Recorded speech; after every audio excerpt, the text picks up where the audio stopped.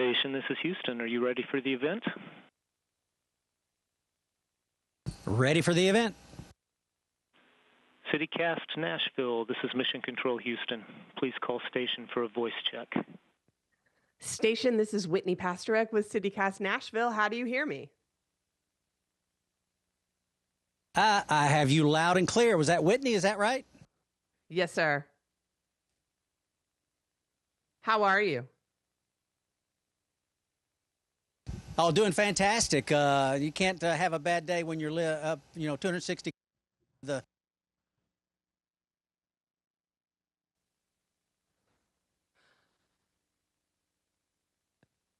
And you're back. What is that floating next to you? Are those carabiners? Yeah, it's just carabiners. It's just something to show. They kind of look neat as they float around and kind of spin around each other. So I just thought I'd throw them out here. That's awesome. All right. Well, so first question, where are y'all right now? What can you see out the windows? That is a good question. Usually I have time to peek out real quick and check, but right now I'm not sure. We're somewhere between 51.6 north latitude and 51.6 south latitude, because that's the way our orbit is, our inclination around the planet.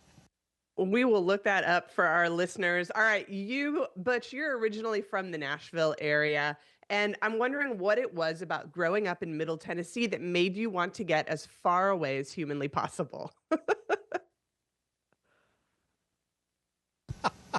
Oh, that's contrary. There's no place like home. I mean, God's country, living there, growing up there was wonderful. So no, that wasn't the intent. It was just that, that innate desire deep within you to explore and what's out there, why, how do things work, and just that inquisitive nature that kind of drove me to try to figure those things out, and eventually it led here to the International Space Station. You attended Una Elementary on Murfreesboro Pike here in Nashville from 1st to 3rd grade, and we asked the current students there to send along a couple questions for you to answer. So both the 3rd and 5th graders want to know when and why you decided to be an astronaut and what you had to study in college to get there.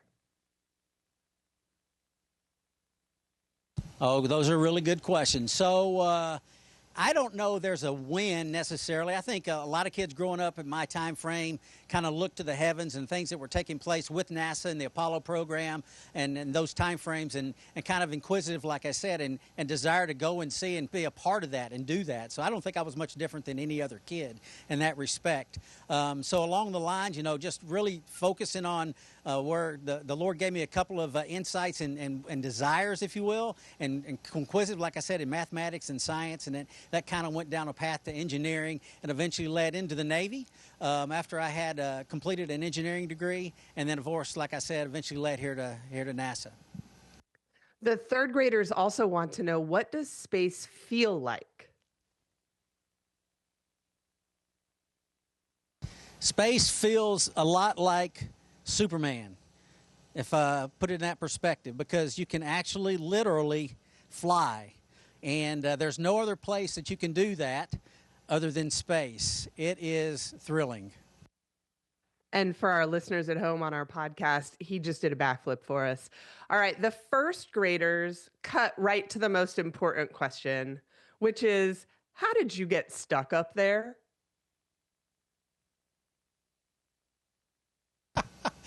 I think there are many definitions of stuck. I guess there are maybe a couple of those definitions that might apply to our situation, but Sonny and I, neither one of us think of it in that light. We don't feel like we're stuck. We're just continuing on with the mission of NASA. It just so happens that we took a detour, and now we're on this other pathway, still doing the things that is important to mankind and to NASA and the goals of our nation. So it's just a different path. So yeah, I guess you could say there's in certain definitions we got stuck, but in many other, the majority of them, we're just on a different path. Absolutely. How are you maintaining a positive outlook throughout some of the challenges and the hard work that you're having to do up there? What do you miss the most about being back down here, if anything? And are you getting overtime for this? That's a good question. We might ask that question to our bosses about overtime. Let's see here.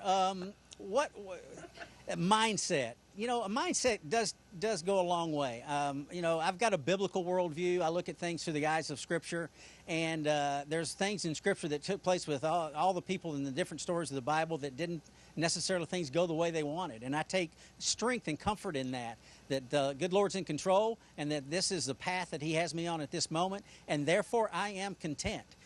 Be content in all things, regardless of what takes place. So I don't look at these situations in life as being downers. That's what I try to teach my daughters, to live their life with a focus on glorifying their Lord in all that they do. And that's my intent and my goal as well. And right now we're just, like I said, on an unplanned path, and that's okay. We trek down that path and maintain and do the best that we possibly can with the gifts the good Lord's given us. So that's the focus. It's interesting to hear you talk about your faith, and we were wondering, how does looking down from where you are and seeing the Earth from a completely different perspective impact your faith, if at all? I didn't need to come to space to learn anything about my Lord and my Savior. The Word, the Bible, is sufficient. But it does give you a unique perspective that I obviously didn't have before I came here, to look out and see the glory of it all, and to, in an hour and a half, completely encircle the planet and see the variety, the colors, the brilliance, the amazing life that you can see below, and how it varies from place to place within minutes. 10 minutes, we can be over New York City, and 10 minutes later we're over Paris. And to be able to see the difference in the terrain and the topography is, just like I said, it's just absolutely thrilling. Well, let's bring it back home. We are going to be sharing this podcast with our colleagues at CityCast Houston, your other hometown. I was actually born and raised there, and so I know quite a bit about what NASA and the Johnson Space Center means to that city. What are your thoughts on the private space race and how that could impact NASA's future? Do you think we could see a shift to a fully privatized scenario where NASA is contracting? And how would a shift like that impact the Houston and Clear Lake regions where Mission Control are located? I think all those things you just mentioned are all positives, every single one of them, from workforce to jobs to the exploration mindset to go forward and learn and grow and for the benefit of our planet. Within the NASA and the government sector, and also the private sector, I think we're seeing huge gains and a huge forward progress in each of those. And will it change NASA? Sure, and that's okay. As we continue to evolve and go through those growing processes. I mean, NASA's changed a great deal in the last 60 years that it's been in existence, and that change will continue. But right now, it all looks wonderful, it all looks positive, and it's on an upward trajectory. And do you believe that Houston will continue to be a leader in the space industry, whether private or NASA? Oh, absolutely. No doubt about it. All the private companies are all ensconced there in Houston as well, in the Clear Lake area, and I'm sure that they'll continue to be. So, yeah, I see a bright future there as well. Awesome. And obviously, I do want to ask, the spacecraft that brought you up to the International Space Station was manufactured by Boeing. Do you have any suggestions for them for next time? Sure, we got a lot of suggestions, and we'll share all of those. And they've made some great strides and wonderful positive impacts on the human spaceflight, and they'll continue to do so. And suggestions. I mean, that's back and forth. It's always that way, regardless of. It's the same way with SpaceX and other providers, others that are coming online. So sure, you bet. I get the sense, though, that you're not too upset about having a longer stay up on that space station. No, there's no reason to be upset about anything. Content, like I said before, is kind of the buzzword, if you will. There's no reason not to be content. Certainly there's things that could have been better, could have been done different. We know that. We're going to learn from this, and we're going to be better off in the long run. So that's the mindset.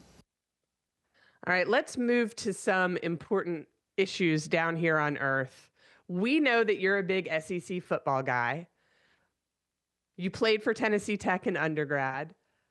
Were you able to get the SEC network up there on the space station this time?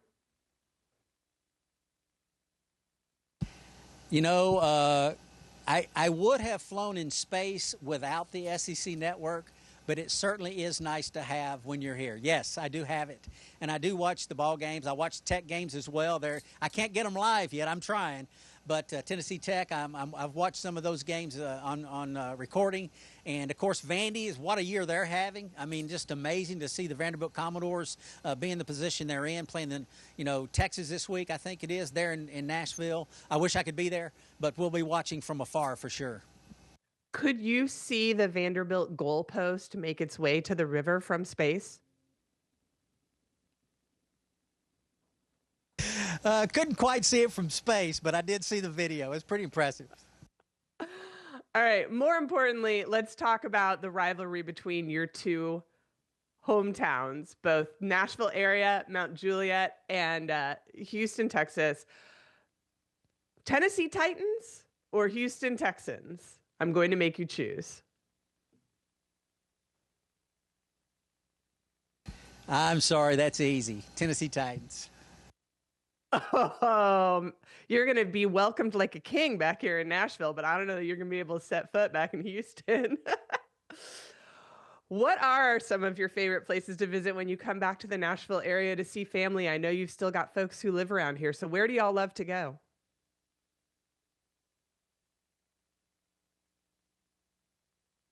As I think back to the places that we do go when it's there, I mean, you can't have a much better evening than going down Broadway.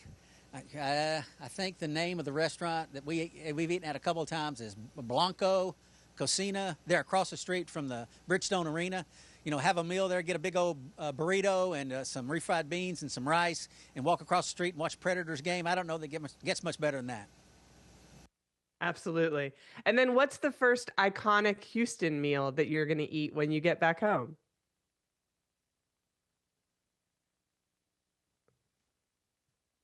Oh, my wife's going to kill me for saying this.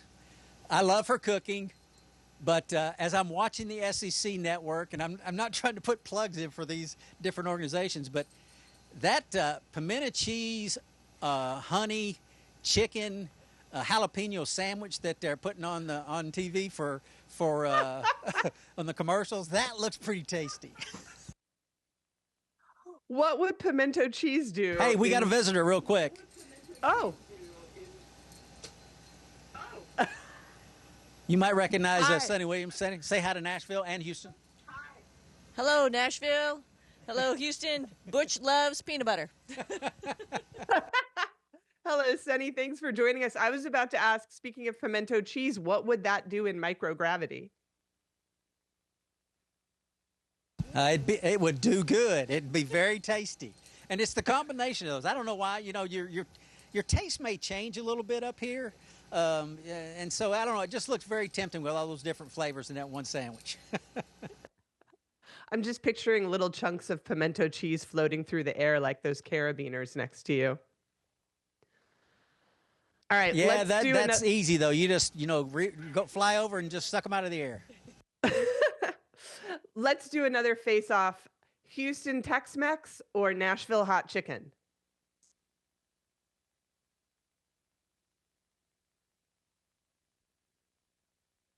That's tough, but I might say Nashville. Nashville hot chicken, all the way. I'm sensing a theme here, and I'm pretty sure what your answer to this question is going to be. We're going to put you on the spot. Nashville versus Houston. In general, which one is better? I am uniquely qualified to judge if your answer is correct. Okay, let me think this one out here. There's a time in my marriage where I always referred to home as going back to mom and dad's. And my wife finally said one day, home is where you live. So with that in mind right now, there's no place like home. Yeah, that's great. That was very diplomatic. And I'll let you decide which home I'm talking about. I think you've got a future in international diplomacy if this space thing doesn't work out for you, sir.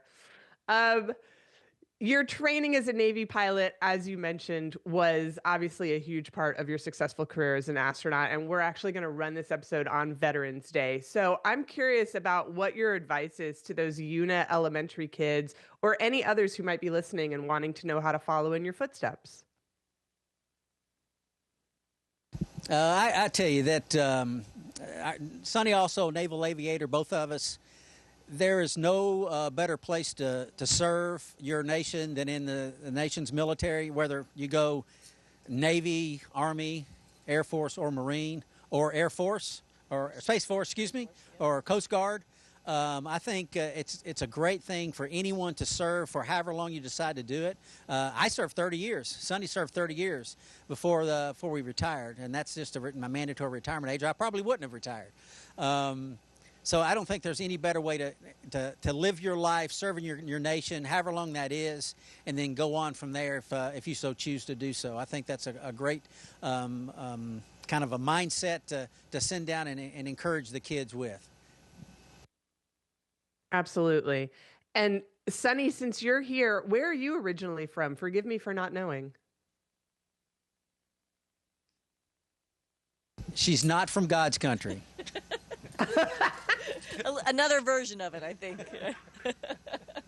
I was born in Ohio, but I grew up in Massachusetts, so a little bit north of the Mason-Dixon line, a very pretty place too, but I love driving through Tennessee on the way up to visit Mom.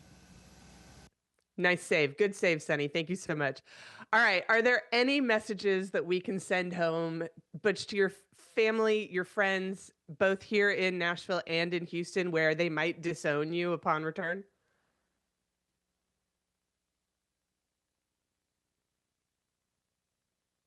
Well, we hit on a couple of sports topics. So let's say go Vols. Got my orange on today. Go Vandy. Go Predators. Go Titans. And go Texans. Yeah, that's what we wanted to hear. Thank you so much. Y'all, this was wonderful. I'm going to ask one more question. You know, we've had a lot of questions from the UNA elementary kids in this interview, and I want to get one last one in on behalf of my CityCast colleagues who are adults and not small children. They read a story about farts being potentially flammable on spacewalks. Can you confirm or deny? We certainly can confirm or deny, yes.